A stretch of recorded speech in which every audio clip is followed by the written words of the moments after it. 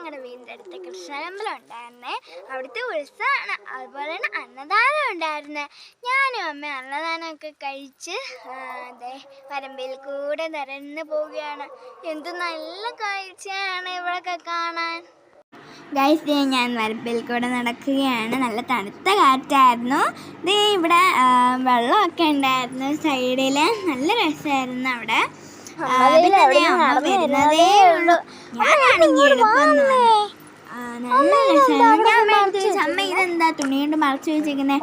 അമ്മ പറഞ്ഞു അത് പന്നി കയറായിരിക്കണം, ആ പന്നികൾ വിളവ് നശിപ്പിക്കുമെന്ന് അമ്മ പറഞ്ഞു. പിന്നെ അതെ ഇവിടെ ഉണ്ട് കേട്ടോ വെള്ളം. ഞാൻ വെള്ളത്തിലിറങ്ങി. നല്ല തണുത്ത വെള്ളമായിരുന്നു. നല്ല തണുത്ത കാറ്റും വെള്ളമായിരുന്നു. നല്ലതായിരുന്നു.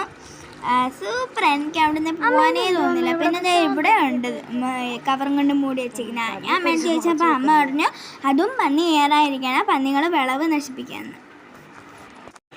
ഞങ്ങളിത് വരുന്ന വഴിക്ക് ഞാൻ അമ്മയോട് ചോദിച്ചാൽ അമ്മ ഇതെന്താ പനയാണോ? എന്നിട്ട് അമ്മ പറഞ്ഞത് പനയല്ല, അത് കമുകാണ്.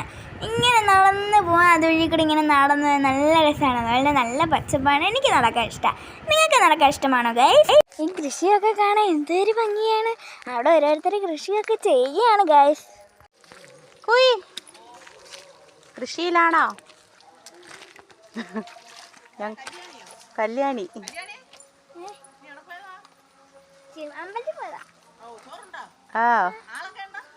കുഴപ്പമില്ല. ചോറ്